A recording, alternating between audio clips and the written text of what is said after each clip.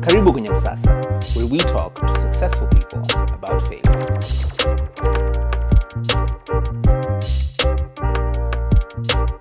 So Edwin, what's that one thing that you believe in that most people don't agree with you? Well, people don't agree with me on a lot of things. I've been a very polarizing person to everybody, to my family, to my business partners and everybody. Okay, one thing that people don't agree with me. Okay, I'll give you an anecdote. I've been told in 3 separate occasions that I'm an anomaly in this market. Anomaly, okay. Yes, and I was like, what do you mean? I'm like a tumor or a cancer? And I was like, no, you're something special. And I don't agree with that at all. Okay. I believe that the talent in Tanzania is at a caliber that can rival international people in terms of creative, and when it comes to production, when it comes to agency work. We're at a place whereby Tanzanians have the skills, the capacity, and the potential. It's just like the only problem is everybody wants to whine a lot and not be accountable for what they're supposed to be doing. That's what I believe. And a lot of people think about, wabongo hawezi kufanya wanachokifanya, wabongo they can't do this, wabongo can't do that, wabongo hawaelewi. And I'm like, no. Wabongo tunaweza, tena sana, just as well as everybody else. It's just not a lot of people have drank that Kool-Aid. Kumba they've been able to achieve all that. Is it a work ethic thing? It's a confidence thing. It's a confidence thing. I think it's a confidence thing because as of the year 2007, the playing field had been leveled. You could access any bit of information that you want all over the world. And when it comes, especially in our industry, all the access to every equipment was there. We had credit cards, debit cards, at least by that time. We had the internet. We had information at the, tip of our fingers, yes. Yeah. And nobody was willing to take advantage of that because everybody believed that they were not allowed to. They were not supposed to. You could go online and learn anything. Get the skills that you need and keep going. We are at a place whereby, you need to beg, borrow, and steal. And you can do whatever you want. I, for one, I am somebody, and back to your question, like what people don't agree with me because I did everything that people did not expect me to do, and I did it well. I have a lot of firsts. I'm one of the guys who's done a lot of firsts for here in TZ. And, it's not as if like I reinvented anything. I just did what I had to do, did it well, and I got the results from it. Just don't usually tell people about it. It's just another Tuesday, you know what I'm saying? Yeah. Yeah, so you don't agree that you are an anomaly? I'm not an anomaly. Okay. There's this statement I heard from somebody. It's like, you're a unique snowflake, just like everybody else. You're a unique snowflake, just like everybody else. There is nothing special until you really meet something special. Yes. And when you meet somebody special, that is. But for most part, especially for me, it's been mostly hard work, consistency, resilience, and attitude. And it's just saying, you know what, screw it. I'm going to do it. Yeah. Nobody can tell me it's impossible. Yeah. Because I've seen what is possible. So in the aspect of seeing, because don't you think also exposure and being able to see kinachowezekana builds on that confidence that many of us Tanzanians lack? And here's the funny thing. I didn't get it within this industry. Yeah. Like when I was younger, when I was in school, I was chubby as a fat kid. Yeah. Through O level. And but I wanted to do well in sports. Yeah. Everybody was like, no, you're smart in school. Stick to the stuff that you're good at. I could draw. I could do music. I was very good in class. But I wanted to be an athlete as well. But hey, you're a chubby kid. You can't be an athlete. And I remember when I was in school, I was in like Form 4, right? Classmate of mine. And that day, so this was the incident. On that day, I got to play in one of the big matches at school. Football. Yeah. And I saved. Like the guy had already passed the keeper and was about to score, and I came out of the blue and just like, did what a good defender does. And everybody after the game was like, yo, dude, that was amazing. And the reason why this guy came after me, because he didn't want to play because he thought it was better. And that match, that's how I got the opportunity. And given that opportunity, I actually did very well.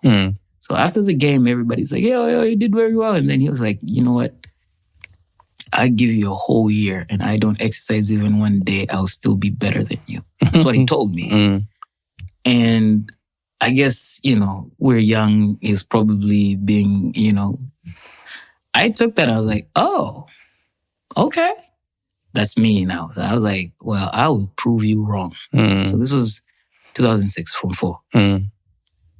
I started that whole holiday. I was determined. I found a team to play with and everything, and just like started taking it super seriously. Yeah, like I was like, well, I have a bone to pick with somebody, because if he says I can't do it, why?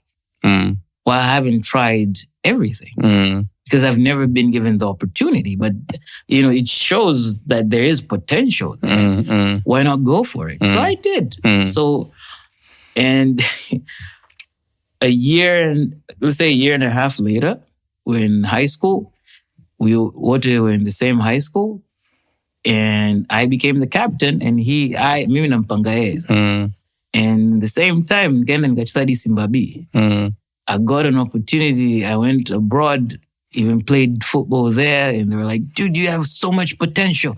I was like, really?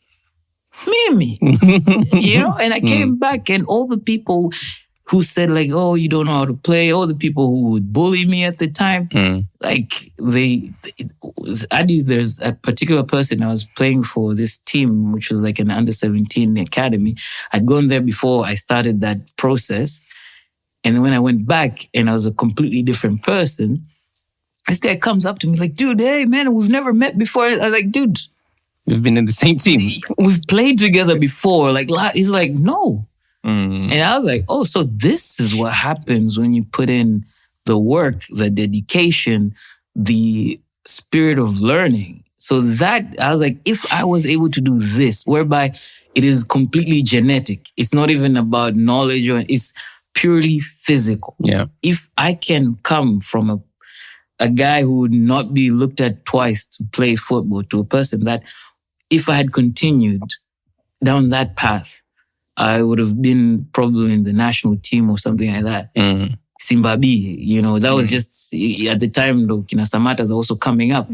So imagine, given those opportunities and that. Unfortunately, I got sick and then I decided, like, at the time, football was not very, it didn't lucrative. Look like a very My parents were like, so what do you want? Do you want to play football or you want to go to school? I was like, I think I'll go to school.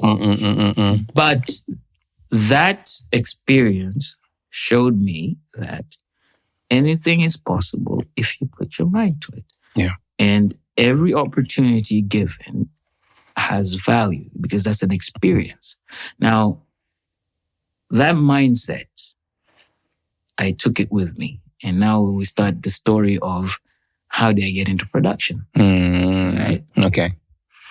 And how I got into production is I used to draw from school. And my first business was the t-shirt business. Okay. Yeah. So because I used to want to do comics, but there was no market for that. I wanted to do all these things.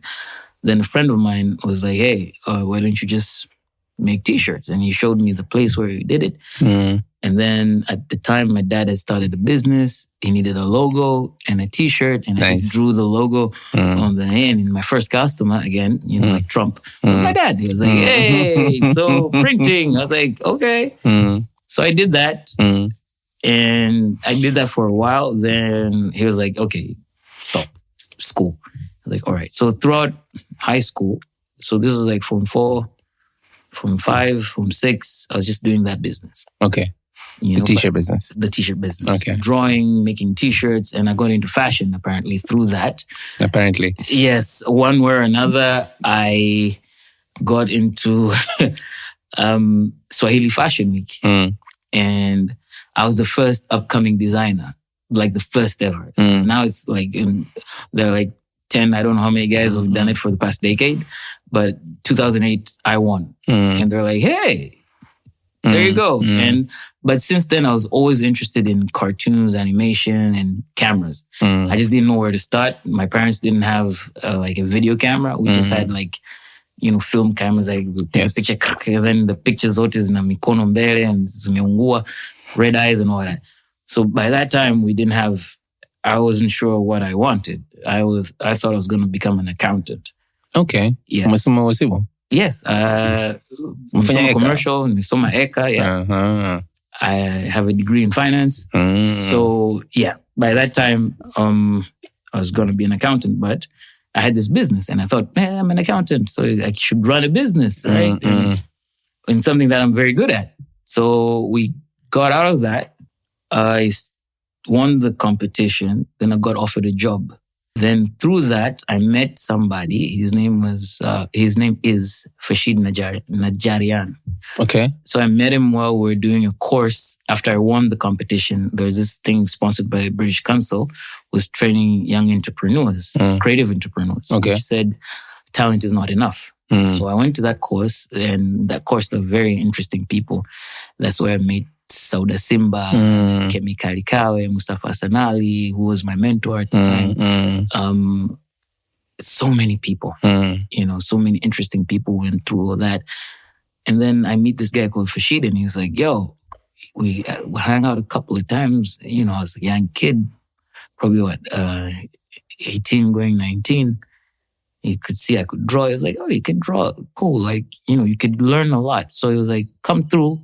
I'll give you a job. There's a job opening. It's not going to pay much, but So apparently the job was, I was going to be a marketing and events manager. Okay.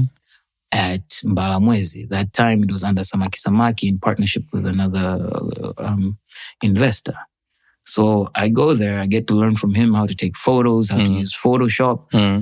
And like he had a camera, so I learned that. And then I get to meet Carlos.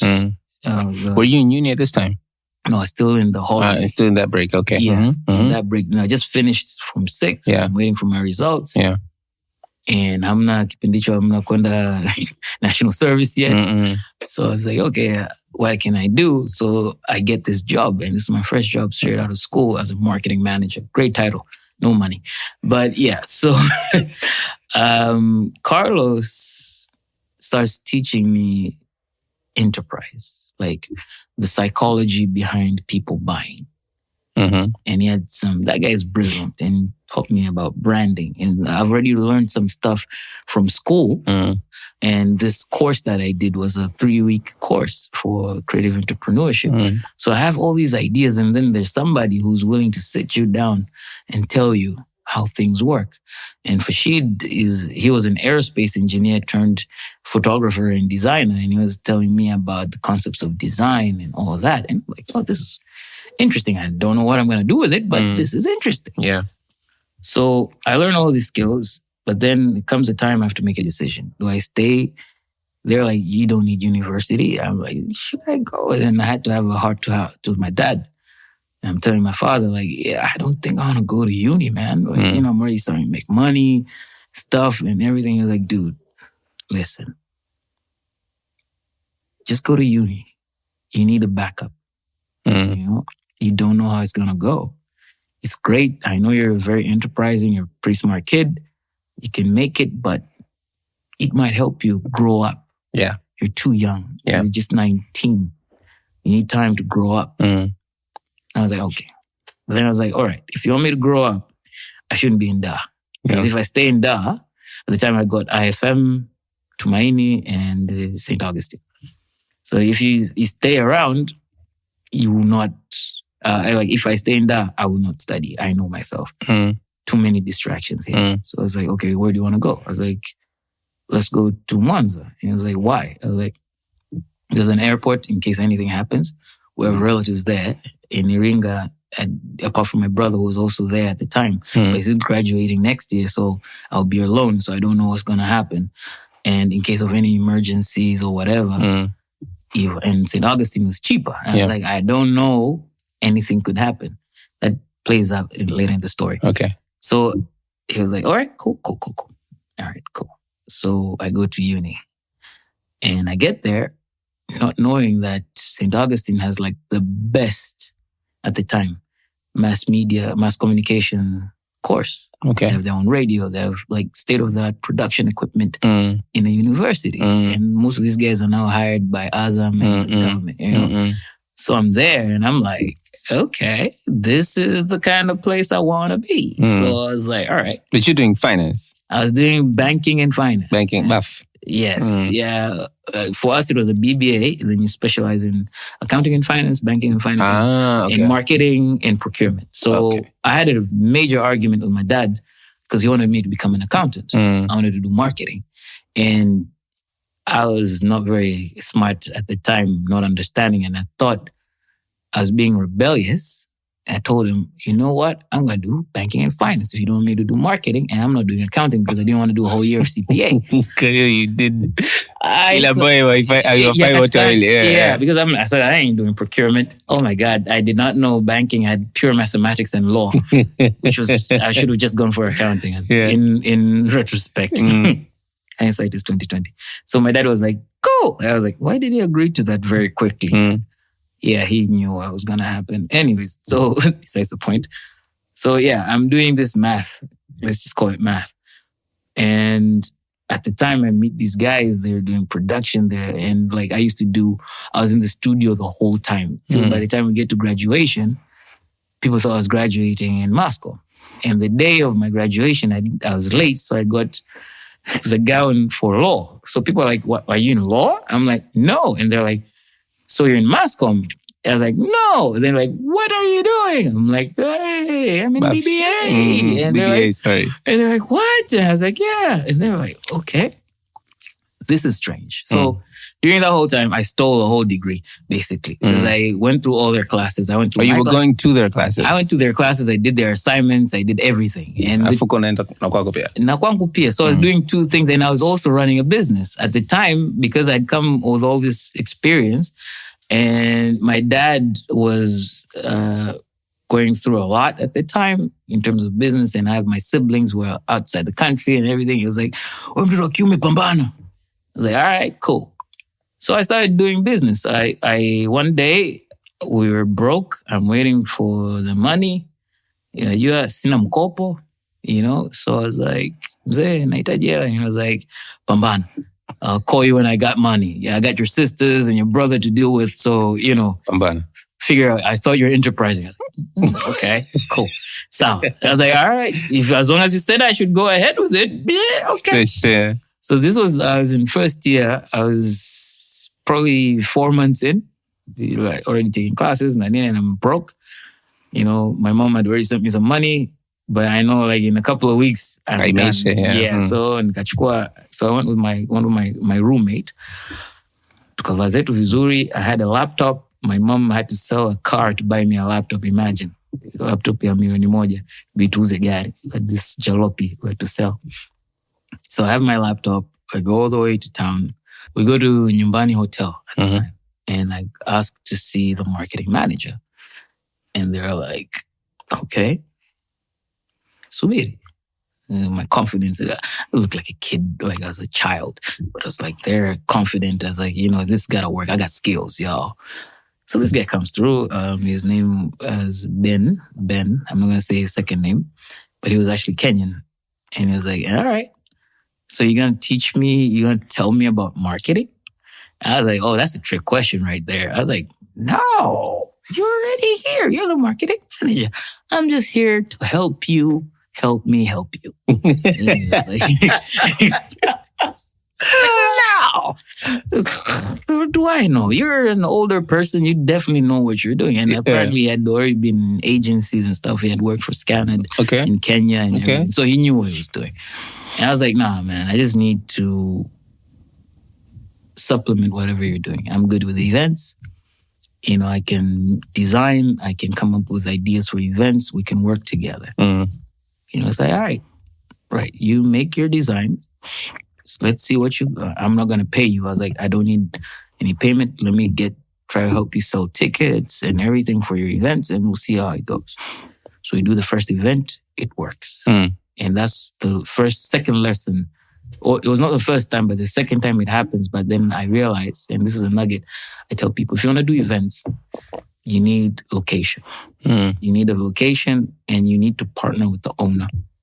So when you do events, you need two partners. Either you have a media partner or you have a location partner. Yes. If you have a media partner or you own the media. That's why Clouds and Wasafi have so much power because they own the media. Or otherwise own the location.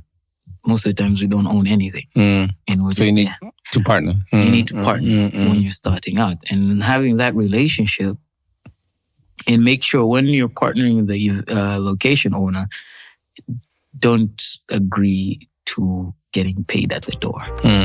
Karibu kwenye Msasa, where we talk to successful people about faith.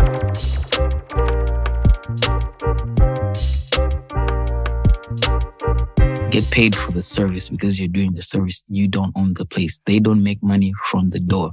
They make money from drinks and food and their services. You're providing a service. So, of course, if you ask to be paid the first time, you have to work for free. So the first time you need to show them your what value. You can do, yeah. So for me, it was the design work and all the experience that I brought from working with Carlos and Rashid at Balamwezi. A lot of people quit at the first. Can you do it for free? Yes. Yeah. So I was like, I am the one who proposed, I'm going to do it technically for free, but for my ego, I was like, we're going to sell tickets. I know we're not making any money. We're not. But that established that relationship that opened a lot of doors for me in Kwanza, in St. Augustine, because by the time I was in my second year, my dad would send me money and I was like, oh, you're sending me money? Oh, okay. Thank you. I'll save this. And, I would save the money and buy myself nice things. I was a dumb kid. I didn't have anything to do. So I went through, reached my second semester, my dad dies. Oh. Yeah. So he passed away. I went back home. I stayed for a very long time and I had to go back to school. So I go back to school. Thankfully, I was very popular with the teachers as well, as a teacher's pet / rebel at the same time. So the teachers really helped me go through, and I really thank them for that. And then my third year, I'm going to school. My dad is no longer there. My older brothers were tasked to pay my school fees and my mom. So I was given money to pay school fees. Half by my mom, half by my brothers. So I pay my mom's and pay for the name. I get to stay at an apartment that my dad used to own in Mwanza. So I get into the apartment. One of my brothers is like, do what you may with the money, but be careful. I was like, I know what that means. Put this money, invest it, and go. Yeah. Yeah. So I was like, all right, I got experience. I know the market. I know everybody. So I go and talk to, at the time, it was Malaika Resort. This is another lesson. So you remember the thing I told you was, so the first thing was my dad dying. Because I knew Mwanza, I'll have more connection and everything. So I had a feeling this might happen. Yes, he did pass away. So I was like, okay. Because you never know. Yes. So I'm on my own. Anything happens, it'll work. I'll figure it out, right? So I do this whole deal. I get because I had already brought in Joe McKinney, I brought in Diamond. I was the first person to bring Diamond to Mwanza for his biggest show at the Gold Crest Hotel.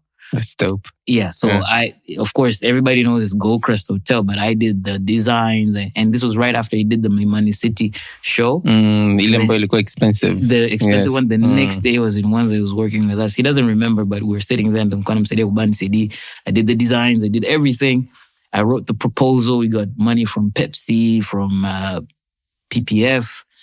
All these people supported us. And it was a big ass show. So I'd already done that. So I'd already got that under my belt. And I did Yo Makini at Malaika Beach Resort. And I got him there as well. That's how we're friends still today. And then I get this money, I got this capital. And my dad's advice was never use your own money.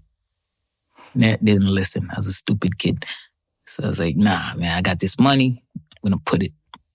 So I did the whole thing. I felt like I did everything perfectly. So I got a contract at the Malaika Resort. We're going to do the show in their first floor, right?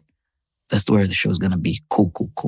I printed out all the flyers from my guys in Da, got it, the tickets, put billboards everywhere. The whole city wants to see DJ Choka. And DJ Choka, because of his name, was very marketable. Yeah. Just the name. We had a bus of foreign students who were like, what does DJ Choka mean? I'm like, well, this dude. And everybody was pumped up. Yeah. Everything is set. We started selling tickets, but a lot of people are going to buy at the door. So I'm here organizing transport for people because Malaika Resort is very far. So we got the students in the bus. Everybody in the buses were there. I get a phone call on the way there. It's like, dude, watu wanakuja wanaondoka. Like, what? This is like November. It's rainy season. I'm like, what do you mean? Tumehamishwa. The music system imehamishwa. I get there. Instead of the first floor within Malaika Resort, we're in the parking lot. It's by the lake. Upepo unapiga. How did that happen? Someone nasumbua wateja, and the contract was Malaika Resort. I did not specify where in Malaika Resort. So you just had it in your head where it will be. And I told them, and they're like, all right. But as per the contract, I did not specify exactly where within Malaika Resort. So ametuhamisha kule, tukatoka to the lake. Yeah, by the parking lot. But it was even the lake, the beach side. No, the other parking lot. It looked ugly. And I have all this music system there. And I'm like, what the hell? And they're like, I'm sorry, the contract says Malaika Resort. You didn't say where. I was like, well, shit. So people are just coming, the buses, zinakuja, zinageuza, zinaondoka. Hawashuki hata. Hawashuki. It's like, not today. Upepo unapiga in November in the lake zone, bro. Radi, upepo, baridi. Everybody's like, nah. So I have this bus full of students I've already paid. So I was like, you know what? I promised people a party. I have my reputation to keep. I just can't say evil. So I took DJ Choka and everybody. I took them to another club. It was called Club Lips Isamilo. Everybody had a great time. That day I even drove a bus for the first time because the driver alikimbia. So I had to, there are two buses, so I got keys to another bus and gaendesha daladala. I was like, well, experiences. Yes. Yeah, so I drove Isuzu Jani. Choka kinoma. Everybody's like, utatufikisha kweli? I was like, shut up. Choka kumaindi lakini. He's getting paid. Yeah. Everybody got paid. I made sure everybody got paid. The next day, nikabidi nige laptop bondi, nini, and start over. So nimekula hela ada. I'm broke. I have nothing. I just have na hela kula kama mwezi mmoja. I'm like 500K on the whole. I think it was like $1 million on the whole because uzuri kipindi kile ada ni $1,300,000. That's where the cheap ada came through. I was like, $1,300,000. So I'm like almost 500. No, I was $1 million in the hole in nadaiwa. So I was like, all right, I could cry, go back to my brothers and tell them what I did, or I need to figure this out. So at the time, I was like, all right, I'm not going back and telling them anything. So I was like, I have 5 months before I go to I have to do my exams. And you have to pay at least half of your... Ilifanya mtihani, yeah. Yeah. So I was like, okay, I got 5 months. I need to figure this out. So I went to my friend. He's very popular now, Fortune Studio. So I go to Fortune and I'm like, dude, I need your help. And I was like, what do you need? I was like, I need a laptop to design. So I was like, cool. So I'm there, I just write up a proposal. I was like, I have this concept. I'm like desperate. And Mungu, I was like, there was this thing, Miller, we called it Miller Picture Perfect Moment. And went to Club Lips. No, not Lips. It was Stone Club. And we got there. I got like a small section, put up a photo booth. And I got like 300,000, see 400,000. Then I got my laptop, paid those guys. And I was like, I'm never doing business with you guys ever again. Katoka.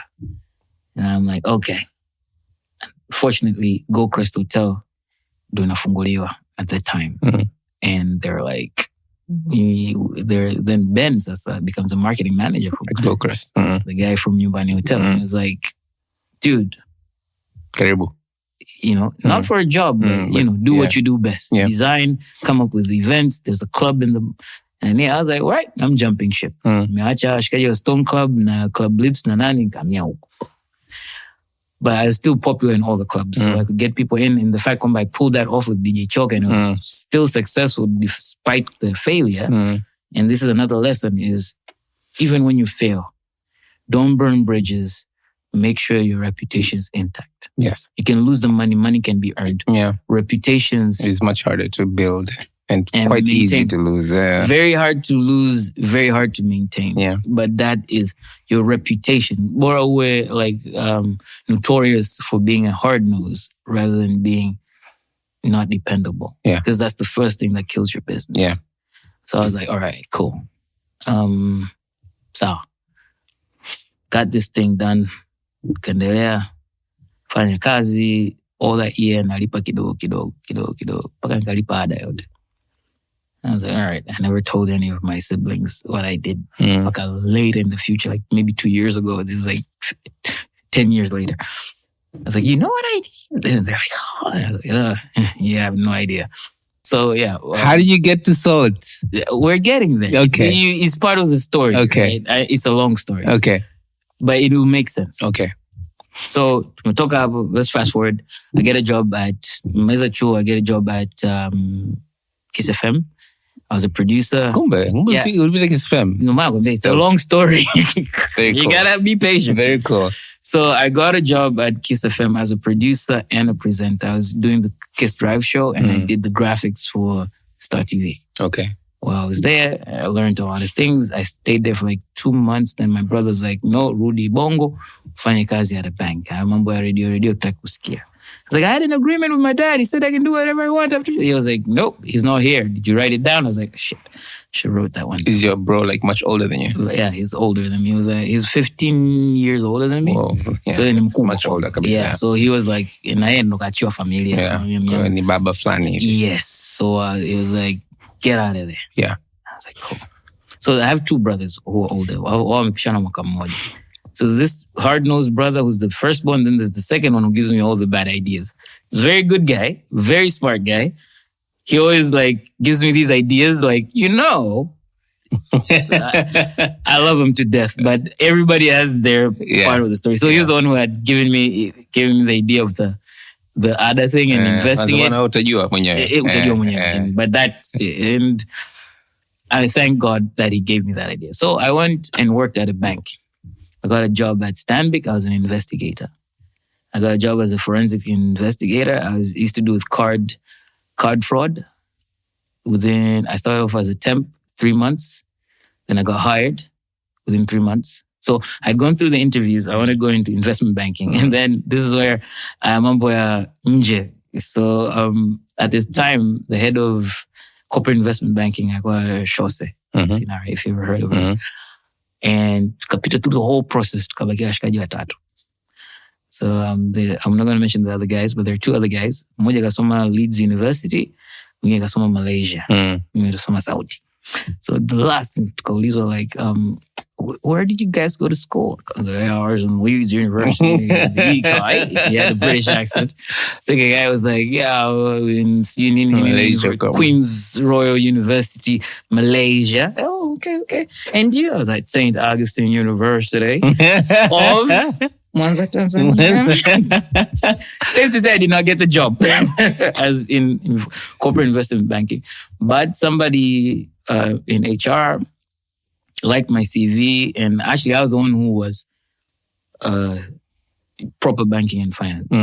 They're the ones that studied marketing. Or business admin. Yeah, so I did banking. So they called me back. They gave me the job. They're like, do you want the job? I was like, all right, I'll work.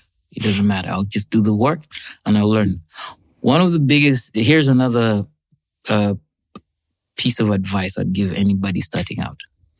Even if you want to be an entrepreneur, right? You have to work in a place with established systems, some conservative-ass bureaucratic system. And there's nothing more bureaucratic than a bank. Okay. Because that's where you learn about systems. And the best part about being an investigator, you learn how people steal, you learn how people act, and you learn how money flows and how systems work. Because imagine I was one of those people who was able to go through all the data and find, and I was really good at it. I was almost recruited by the government after that. But yeah, so that's another story. Anyway, so like I was very good at catching people. I was extremely unhappy. How long did you do it? I did it for 8 months. And then my brother was like, here's another thing. You know, working at a bank, you get very low interest loans. Do what you may with that information. I was like, Another seed in my brain. I was like, okay. 6 months in, after getting the job, 5 months in, I get confirmed. I take a loan. I buy equipment. I buy my laptop. And then I didn't have money. I bought a camera. I bought everything. Then the day napewa barua ya kupandishwa cheo, I was going to be a junior operational risk manager. The same day I'm putting in my resignation letter. Everybody has thought I'd lost my mind. Everybody thought you were making the wrong decision? Everybody. Not my mother, not my friends. Nobody understood what the hell I was doing. I was like, guys, I'm extremely unhappy. Very unhappy. I couldn't sleep. I had insomnia. I couldn't wake up in the morning. I was basically depressed. I was like, this is not what I want to do. I was very good at it. Very good at it. I saved. Here's another first thing that you might never know. I wrote the policy that right now when you have, do you ever get texts from your bank that don't share your PIN with anybody or share all that information? Yeah. I'm the one who wrote that policy initially for Stanbic, for anybody else. Because I used to get so many cases, and when you do the investigation, you just realize somebody didn't just share their PIN with their wife. Alikuwa mzembe tu na PIN. Yes, or haikutenganisha. So I had to go back and write a policy that would help, and it saved the bank so much money. That's how I got promoted. And everybody was like, you're making your role redundant. I literally made my own role redundant by doing that because card-related problems were like almost did not exist. I was even bored at work. But that got me there. So that is also another value, like being a problem solver will always, good work, haito kuacha kapa. Do the job, do it well, make it worthwhile for whoever you're serving, be it your employer, be it your customer. As the more you save them money or make them money, the happier they are. And you will be rewarded. Because nobody ever snitches on the people bringing in the money. Nobody kills the golden goose. No.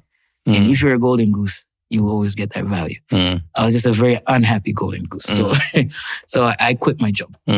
And for a while, I was gonna play a pair. Then I got a gig with the mines. I went and worked as a communications person for Barrick, as a consultant for another company in Australia. It was an Australian company, and I worked with them for like 6 months. No, before that. Before that, I got a gig on TMT, Tanzania Movie Talents. Okay. It was a show. I got on there as a visual effects supervisor and editor. I worked with them. Then after that, I went to the mines. So I got experience on, working on a TV show and everything and how that works. I did all that. So that's how finally getting into production. So. Yeah, so that's where I learned how to, I was a good editor, but then I learned how to shoot with the camera. I was introduced to these guys who knew exactly what they were doing and all that. It was a very great experience. So that was my first time with production. Then the production in Hisia, the first season was over. I needed something to do. I went and worked at the mines. That also fed something else. Okay. Through the systems of the mines, I started learning how to work with people off-site. People who work on a short-term basis in projects, because in the bank, I learned about processes. In the mines, I learned about people management and like living, and because this is a manufacturing business. That's when I learned that it has a very, very close proximity to production. How so? Because in manufacturing, mining, drilling, you're creating a product, but you start with raw materials. Then you have to assemble it. And with mine sites, on a chimba, you get the ore, then you go to processing, then you're done, then you go into QC, then you go into export, right? But in the middle here, there are these people that do all that. Karibu kwenye Msasa, where we talk to successful people about failure.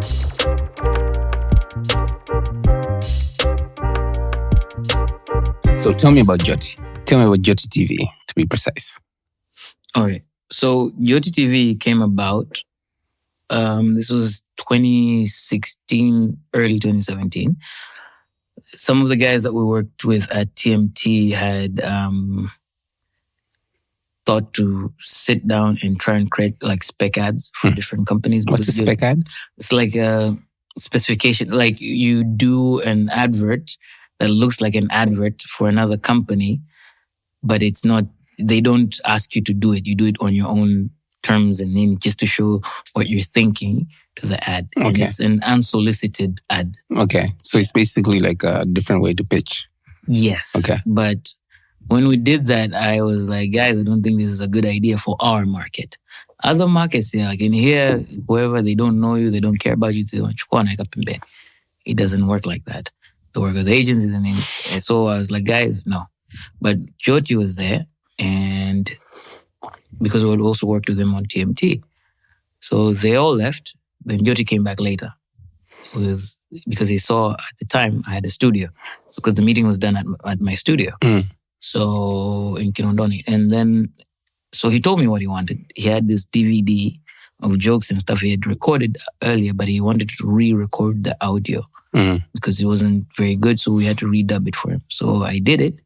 But then after we spoke and everything, I was like, there's an opportunity here. And there's this technology. Like YouTube at the time was already mature, but it was not as popular in Tanzania.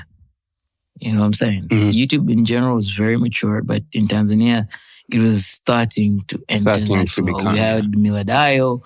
We had a bit of, not all the artists were posting their videos on YouTube, but we had Vivo or Vevo.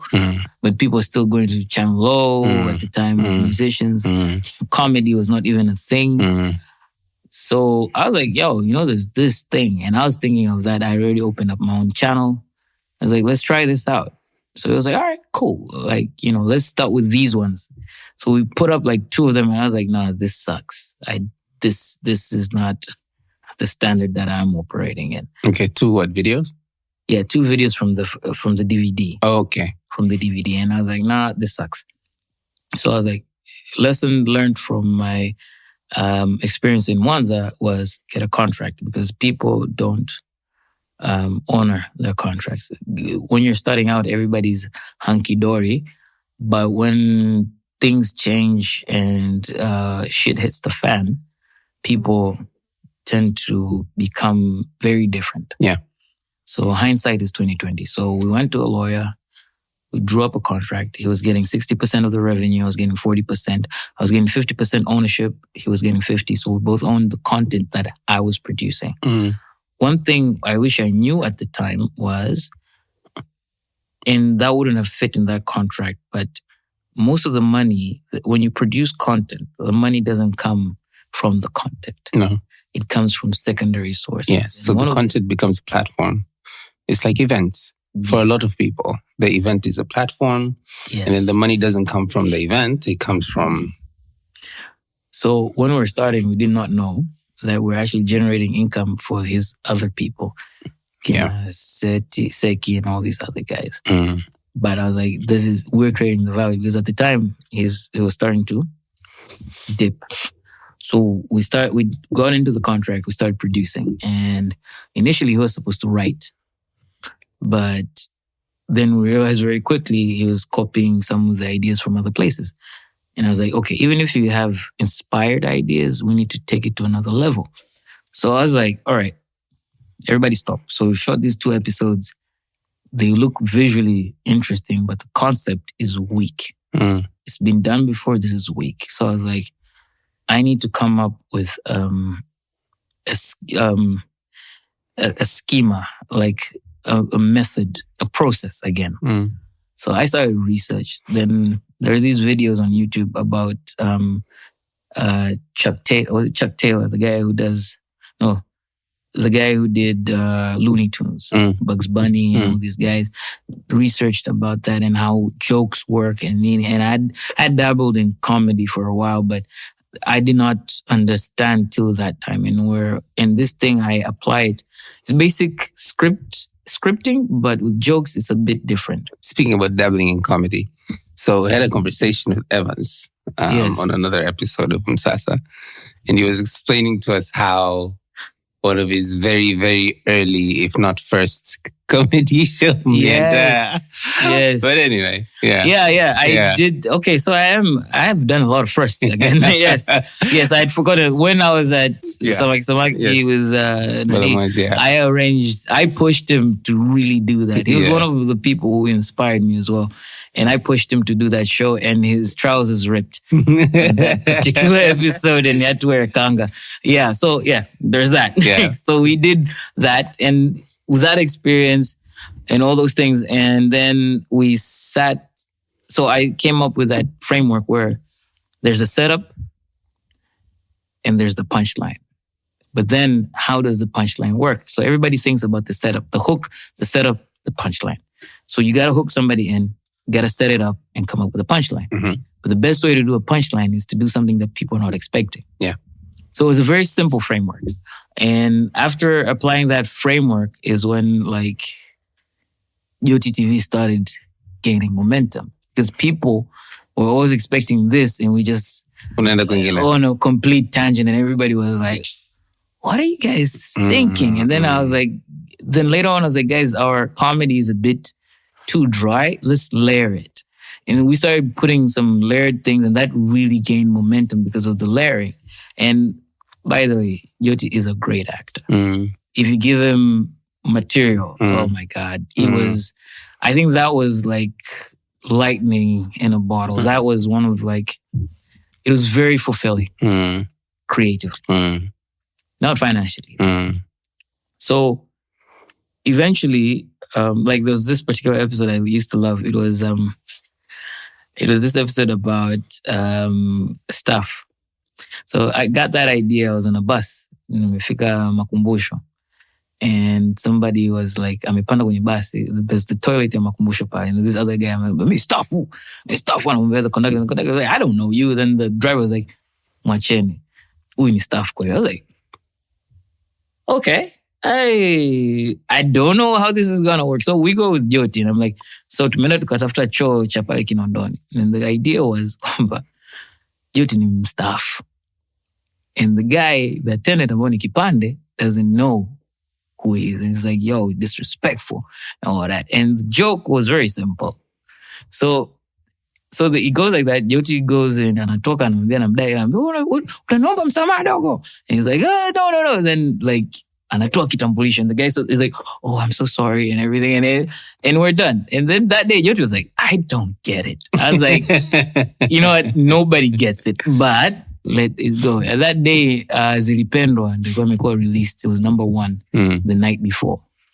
when that episode of released, we became number 1 on trending. And everybody was like, and Joti akaja like akakujaga na machapati. He's like, yeah, nilijua tu. I was like, Negro, please. But it would not make sense, but he would still perform 100%. He would commit to the bit.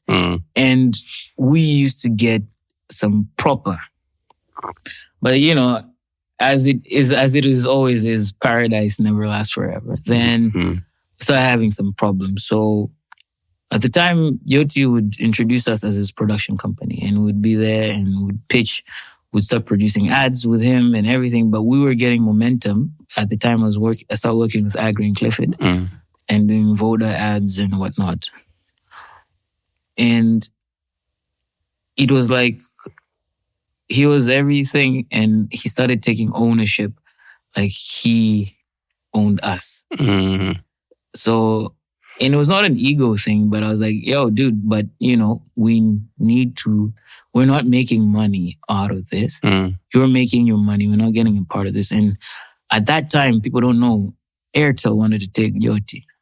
And we were the ones who were negotiating that deal. Now it's Airtel, but that was supposed to happen in 2017. Then Tigo saw that and things just went like that. And then Tigo made us realize, after they realized, like, they don't have to pay us. They don't have to pay for Yoti TV. Yoti TV is making Tigo konekana without Tigo having to pay. To do anything, They just need to pay Yoti. Yeah. Wherever Yoti is, hakuweka mabango kwetu. We're like, hey, guys, we need the money. They're like, oh, so I'm managing Yoti. Like, no, not really. Not really. So anyways, thankfully, Yoti did throw us a bone. So we got this gig with Tigo through another agency I'm not going to talk about. And then this is where I started learning about how agencies could really screw the pooch. Okay. I'm not going to say the name of the agency, but the brand was Tigo, so I'm not defaming them, by the way. It was not Tigo's fault. It was nothing to do with them, but this is what actually happened. We did this project. This was the time Jazo, and we did this whole thing. We're doing this live stream, like a hidden camera kind of thing, and we did all stuff. The agency that pitched it did not control it. And eventually I had to tell the client and everybody, like, hey, this is not, I'm just a technical person. I don't handle the creative or the management of this whole project. And they were like, and we were left hanging by the agency, as well as Yoti at that time as well. They left us hanging, and we're in the hole. And we were broke because we did all the work, we get all the equipment and everything, and then they refused to pay. And they refused to pay because Yoti didn't want to redo it. And that's when I realized, like, you know, everybody's looking out for themselves. That's when trouble started brewing in Paradise. So I had to go back and start working gigs at night because I was 20 million in debt. I had to let go of my staff because I had a lot of people. And we still need, because we're still in contract with Yoti, we still need to produce the ads. So I had to supplement the income. So you'd imagine we're shooting in the morning. I'd go at night on weekends, film at clubs, and pick any job myself, not hire anybody to do it. I had to do it myself every night. It was but then tulikuwa tunakula wali maharage, bro. Maharage imepikwa kila aina design, imepikwa chukuchuku na kitunguu na karoti na nazi, lakini ni wali harage daily. Ugali because of ushibi, piga mpunga. So I was like, all right, it's not as bad as, you know, the bread part, but yeah, you have 2-3 meals a day, but it's the same thing. It's the only thing you can afford. That's the thing that lasts long. Let's go with that. So we had to pay back that money, and I had to go and take a loan. And this is something else. This is another regret. I took a very bad loan with ridiculous interest rates because I was desperate. Was it like a microfinance? I don't want to get into the details of it. Like, just know, Wamba, it was a bad loan, very bad interest. It almost doubled the principal, you know. But because I was desperate, I just signed it. But if I negotiated better, I could have done it or not taken the loan. Later on, I realized, badai. But that's what, and here's something else. Do not take debt basically credit lines. If bidi kulipa mishahara, if you're not investing that money in a gig, not even a gig, you're not investing that money in like assets, proper assets. Usilipe watu, those are liabilities. People are liabilities. I'm sorry, but people are a liability. Because if you can, bora wakope hao watu wako. Ongea na your staff, watakudai. If you have to keep them on, you pay them when you can pay them. And if your business is a business ambayo inaeleweka, don't take credit when you're in trouble. That's the worst. Don't take credit when you're in trouble, yeah. Yeah, that's the worst thing you could ever do. Yeah, because you just get deeper into the same hole. Yeah. Yeah. And you don't know when you're going to come out of it. Yes. If you're going to take any credit, bro, uende ukaombe mkopo kwa washikaji zako wa 100,000, 200,000, maximum 500,000 ambao unaweza ukawalipa within. Na hapo una uhakika una kazi inakuja. You have a contract, you have a PO, and you've gotten a 50% down payment. After that debacle, mimi bila 50% down payment sifanyi kazi na mtu. In production, nobody. No exceptions. 50% down payment or no. Because that almost killed my company. I had to struggle for almost a year to get back on our feet. With nobody's help, I took that loan, tukalipa watu baada ya muda wakakimbia, they're not doing any work. I had to go back and still do the work. I was like, this is not making sense. I had so many staff. Baadaye when we were done with that, I was like, We kept doing nani. Sasa baadaye, we came up with an idea in order to monetize. I realized one thing. If you want to be rich, matajiri wote, they don't do service-based, or at least it's a product-based, and hachukui zaidi, minimum ya hela ambao anachukua ni shilingi 500. Na hachukui zaidi ya 10,000. Ukiangalia matajiri wengi. Look at Azam. Look at Coca-Cola. Look at the water companies. Look at, like the billionaires. Look at Amazon. Amazon only makes a fraction of the profit. But they do a volume business? Is that your point? Volume is everything. The more people you serve, the less problems. You run an agency. Yeah. You know how some mtu kaamka siku asubuhi kagombana na mke wake au mume wake, and they just turn over the table for no apparent reason. That risk is deviated over a larger source of people when you get to do that. Yes. And here's another wisdom that I got from my friend Unu while I was listening to his talk. And maybe achana na mikopo. Your biggest investor is your client. They'll give you the capital. Yeah. So that was something else he said. So when I learned those two things from different people, we wanted to start up a streaming service at the time. At the time, the only major streaming service was Tango TV ya Tanzania. Yeah, that was the OG one. And I'm not even going to take nani. But watu wengine bado wakaanza kuingia into the market. So we wanted to, point box.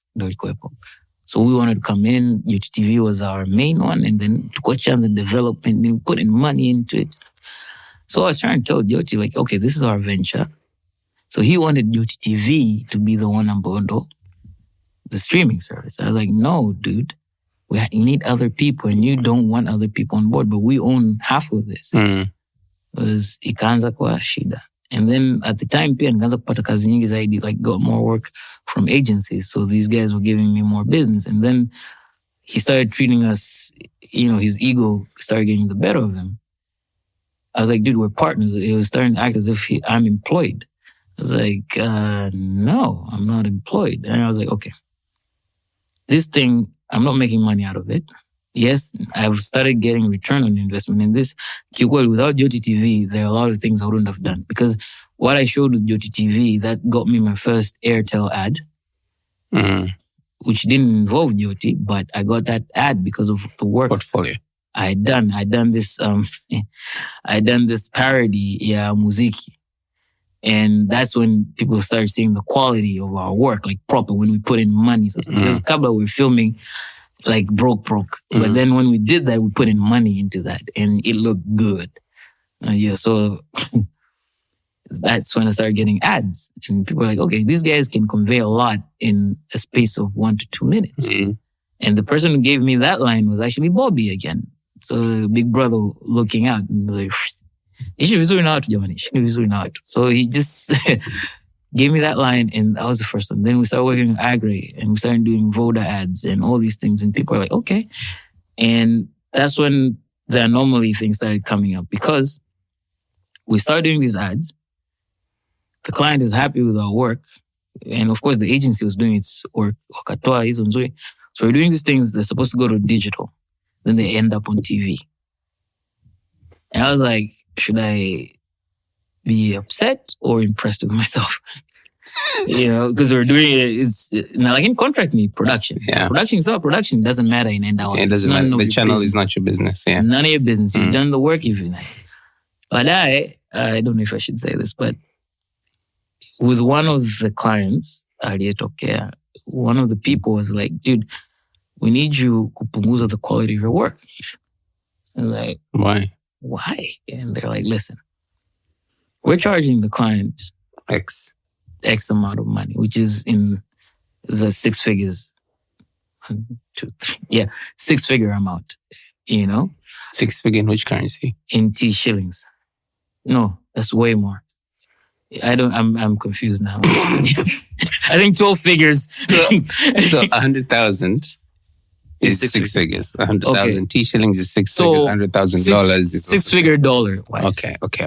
6-figure dollar wise. Okay. And we're getting probably not even 5 figures. Usually so they're charging the client. Let me just say a 4-figure amount, let's say like they're charging the client $20,000. Mm-hmm. I'm actually getting $5,000 for everything. And I'm like, hold up. So you're telling me with the budget that I'm actually getting at the 5 it's 4 times less than. It's 4 times less from what you're charging, but then the quality is almost as much as the 6-figure one because they can't tell the difference because that was the problem. Like, you get what I'm saying? No, that's where the problem. I was like, Satu 14 nini hapa? Yes, they're like to the clients, and I was like, well, you could have given me They're like, no. Nikaja your conversation ya kwamba like unafanya post production baya because I don't know. Unapunguzaje qualities? And the production manager is like this. One time was the general manager. The production manager was like, nope. Let these guys maintain their quality. That means those dudes need to push their quality. And he started going, well, and at that time, we stopped working with Jyoti. I told him, like, I can't continue with this. I'm not happy. I am not expressing, because he was starting to force these ideas. And I was like, I'm not committed to this anymore. After that experience and the fact that he was one of the people that threw us into the bus, I felt like I couldn't trust him anymore. And our relationship was, again, that's why I remember when I said relationships are the same: business, romantic, familial. Because when you can't trust the person you're in business with to have your back, you can never trust them again. Karibu kwenye Msasa, where we talk to successful people about failure.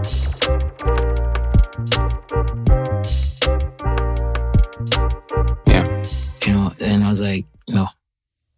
But he was like, so you're dumping this whole thing? I was like, no. The whole team, I'm going to start over. So Kipande left.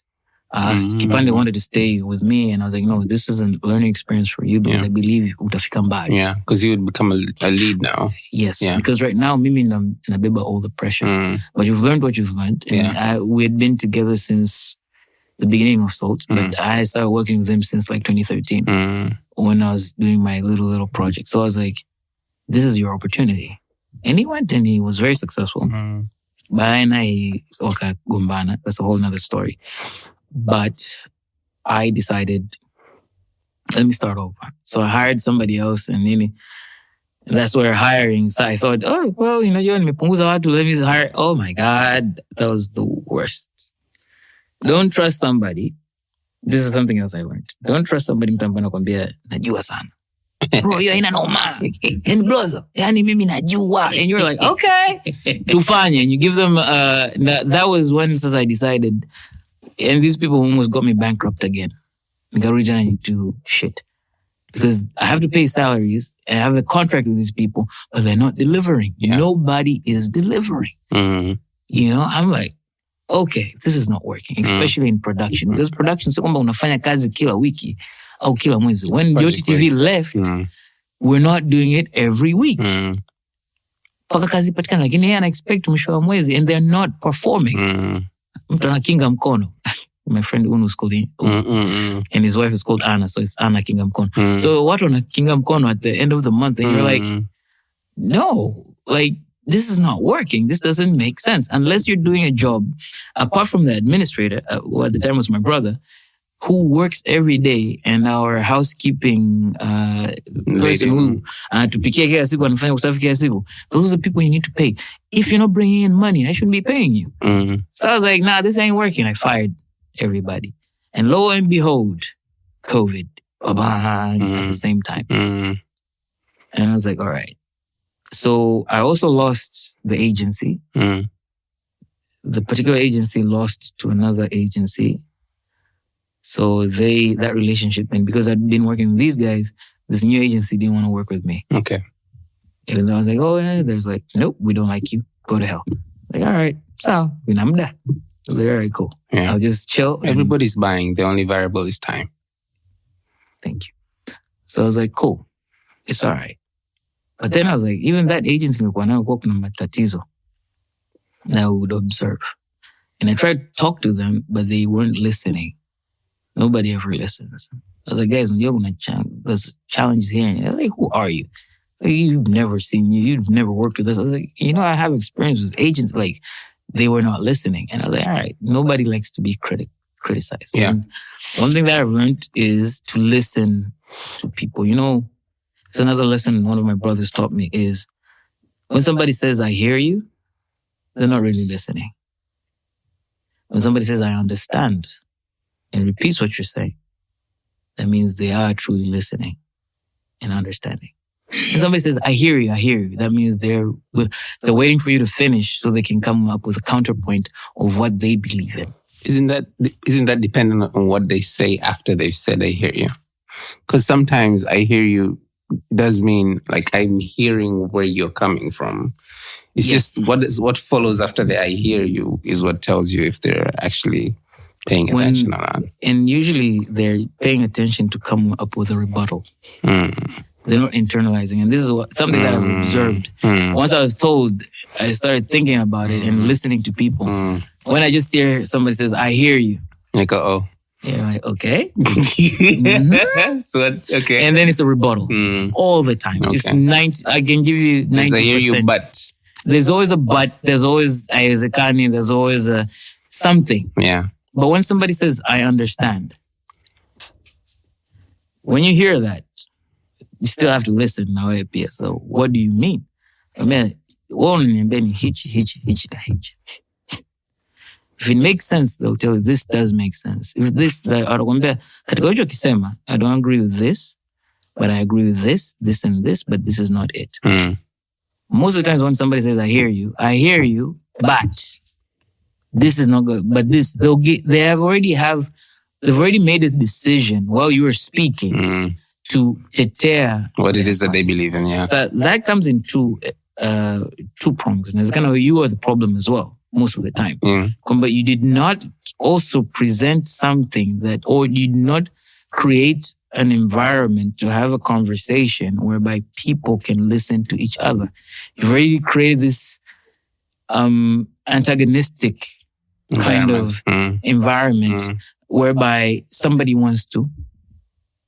So in order for you to be listened to, you also have to be listening. And the best way to debate and not to argue is to listen to the points ya mwenzako, come up with concrete solutions or observations. While other people argue, I have my stance, I have your stance. You're not listening to what the other person is saying. And then you're not repeating it to them in unaambia to like, yeah, and he's you're all not moving forward. You're just hearing each other argue. But when you're having a debate that has which needs a logical end point, let's say, a culmination at the end, you need to listen to each other. You need to understand the other person's perspective and point of view in order to use even their own words, not against them, but use their words in explaining your point of view and their perceptions. Because I tell people, perception is reality. Whatever the person believes or perceives to be their truth, it is their reality, even no matter how construed it is. So at the end of the day, when you're having these conversations with people, which at the time, I did not know. So I would just tell people straight up. And if people who know me from back in the day when I was younger, I was mean. I had this reputation of being mean, blunt, and everything. And that's part of growing up. And I used to own it till later on. I was like, this is not very productive. It doesn't work in your favor.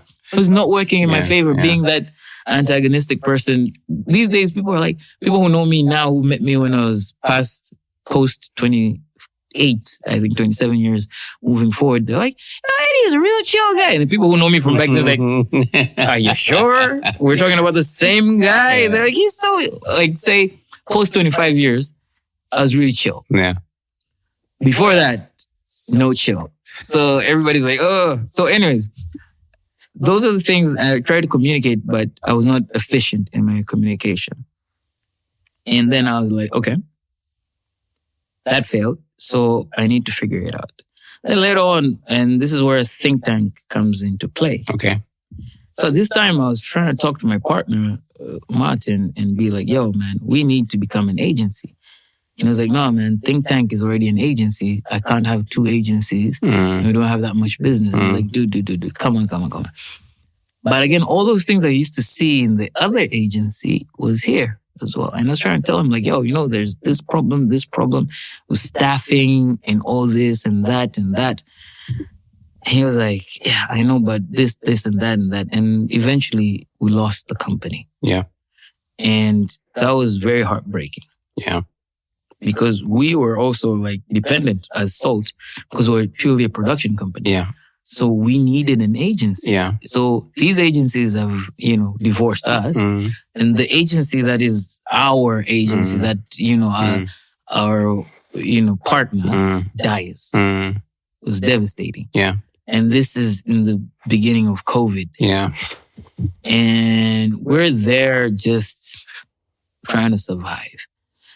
So fortunately, before COVID, we had already let go of the other staff. So I only had our accountant, myself, and our housekeeping team. And I was like, I'm not going to let you guys go. I'm not going to go and get credit again. I'm still paying off this debt. Yeah. And I was like, you know what? Yeah. We're going to reduce salaries, but we're going to pay each other when we get the money. Clearly, lo and behold, opportunity presents itself, streaming. And thankfully, I had done streaming before COVID as part of the solution. And the reason why I got called in, I went to sort out this telco's issue with streaming at the time. They were doing their end of year thingies, their town halls, and they were doing it in another region, in our region. The streaming, you mean live streaming, right? Live streaming. Right. And we did it so well when there's guys just standing around because they had really good internet. This guy just standing, he was like, I think it's frozen. I was like, no, he was just standing still. I was like, oh, is it that clear? I was like, yeah. So during COVID, we started doing streaming. Right. And it was a whole new business avenue. Yeah. And I was like, opportunity presented itself like, unaweza? I was like, yes. Yeah. And the good thing is, it's not because it's me going to end up like, I can do streaming. I already built a reputation as a problem solver. So people contact you when they have something when they need a fix. A fix. Yeah.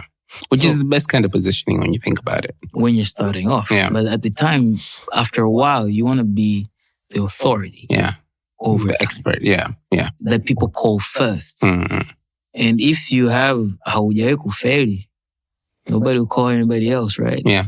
So that's where unabidi uwe mbobezi, or you need to be an authority on your piece of the pie. And it's not even a pie. It's an ocean. Everybody has an opportunity. And this is one thing that I also realized while competing with other people, where my partner says, Kwamba, Msasa, you're not competing. You're all not competing. Everybody's going for the same clients, the telcos, the banks. But you can build your client because after becoming an agency, Sasa, and starting working with, our first gig as an agency, we worked with Sika. And we did their campaign. And because we had this, and this is something that I was telling the other agencies, like when they started like vertical integration. So they're integrating there, starting to do production to save money. I was like, guys, when you do that, you're going into our turf. What stops us from getting into your business? And they were like, Eddie, come on, you can't do that. I was like, no, let's debate about it. I hear you. Build capacity, Everybody can build capacity, but we have more capacity than you. Because, Sissy, what is our barrier to entry is Vingereza Vingi and this good strategy and understanding of the market. Your barrier to entry is gear, experience, skills, and everything. And I tell people, so here's another thing. And not knocking on agencies on any, but this is the reality. Being an agency ni kuwa wakala. And that part is simple. Just need to set yourself up. And I tell a lot of people, we should move from kuwa madalali to becoming project managers. Because what we're basically doing, we are managing projects for our clients. We're financing our clients and we're doing manufacturing for our clients. The only thing that we're manufacturing is solutions. Yes. We're handling finances because whoever has the strongest financial will and capacity is the one that wins. Then by then, we're basically a bank. We're basically a manufacturer and a project manager. With a little bit of art at the end. We manage people, we manage logistics, we manage equipment, we manage time. Yes. Remember now why I told you, working at a bank, working as a miner. It all connected. It all comes into play eventually because that is the solution we are providing. The only thing is that I can add to that is, personally, mimi nafanya kazi na mteja. Nilikuwa nafanya kazi na dalali, then mteja. Yeah. Well, when you get to my turf, because it's like feeding the lion. If you don't feed the lion, it's going to consume you. I'm a hungry lion. Umezingua na kutafuna. So now, I've passed. I'm with the client, right? But now, I'm like, client, nice, sometimes anazingua, sometimes azingua. But they want to put the capital. Why can't you come up and work with the client's client? Who's that? The people, the audience. Yes. The idea shilingi 500. It's very easy kupata shilingi 500 au shilingi 1000 au shilingi 100 basi kwa watu 1,000,000 kuliko kupata 1,000,000 kwa watu 100. It's true. Volume, price, the 4 P's of marketing. Yeah. Place, price, promotion, product. Yeah. The question is, what product are you creating that people want? I think that moves us to your question of going to market. Yes. So, before that, having gone through many ups and downs, and possibly more to come, what kept you going though? Like, why didn't you just give up or stop or change route or I've changed a lot of routes. Okay. I have changed a lot. I've learned everything is a learning experience. You improve the process. Here's something else. PIP. Process, infrastructure, people. Okay. You need to implement your process first. You need the right infrastructure. This is equipment, whatever. And then people. You need the right people. And when you manage people, for us, because it's like manufacturing, and like mining, you don't want permanent employees who are not doing everything every day. Yeah. For us. Yeah. What kept me going is I realized kwamba I'm unemployable after a certain point. Yeah. And I realized I don't have a safety net. Yeah. That's if you're an acrobat, right? Yeah. With trapeze and you don't have a safety net. you're gonna make sure you stick the landing, right? Yeah. Safety nets. I do not. By the way, I do not advise this. If you have a great job, don't quit your job. Yeah, keep it. Keep your job. But if you go this is like being a trapeze artist without a safety net. So I'm like, I am unemployable. I'm a threat to half of the people that will ever employ me. I have too much experience. I'll make people uncomfortable. And the moment you start making people uncomfortable, they push you out. How to, yeah. Mwenye kampuni wakwambia, wewe unaniambia nini? You're like, oh, I used to run a company. Mbona sio umefeli? Well, tayari ushajiweka kwenye matatizo. Yeah. You're doing too well. It's like, he's going to leave us soon because tafuta hela arudi kwenye kampuni yake. Tayari. Yeah. So I was like, there is no option for failure. Also, I am thankful kwamba some of the decisions that I've made have given me ways out. Relationships. Relationships are the most important thing in this business. Any business, but mostly our business. If you don't have good relationships with people, watu hawatakutetea. Yeah. People will never call you. No matter how communication is key. Mm-hmm. Here are 5 things. Okay. That will help. Communication is key. Mm-hmm. Perception is a reality. Perception is a reality. Yes. Value over price. Value over price. Yeah. Don't go for the price. Go for the value that you can provide. Yeah. So, don't be Felicia. What's that? Felicia, not as in Felicia, but Felicia ya Kiswahili. Sio Felicia. Okay. Be a problem solver, not a problem creator. Okay. Yeah. Okay. There's a 5th one, like ini nitabaki nayo mimi. Kwa nini? I just feel like it. Okay. I want to miss out. Either one. So, we have a segment in our show. And this is like the last segment of the show. Inaitwa Nje ya Boxing. In this particular segment, we dive deep into very specific solutions. So, kutokuwa kina Felicia. And the theme we're going on with right now is going to market. So, for instance, what I'd like to know is someone like you, who has been employed, been entrepreneurial in the job, and then been an entrepreneur as well, who started and done a couple of things and is continuing to do so, and is even beginning to think about different layers to add more value and be more valuable by becoming a client's client. I think that's fucking brilliant. Looking back and knowing everything that you know, the next time you want to take something to market, please share with us what would be like your touch points. Kama sijaingiza kitu fulani kipya sokoni. As a product, as an agency, or Eddie.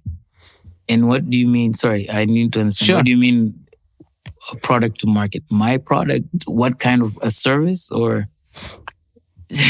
Because that's the thing. Oh, that's the thing. Yeah, because there's ways of service. Yes. The kind of product, the kind of service, and the kind of client. Okay. So, content as a product.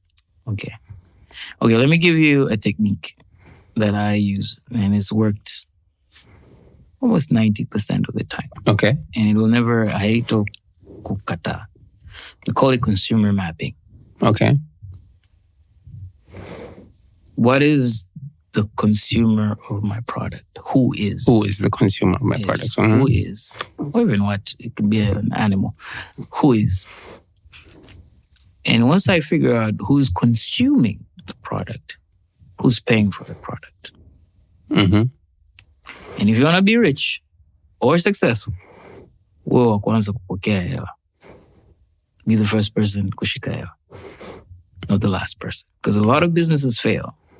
That's why the whole agency thing and being a production company was challenging. Yeah. Because upo wa mwisho. You're in a chain. Upate hela yako. Mm-hmm.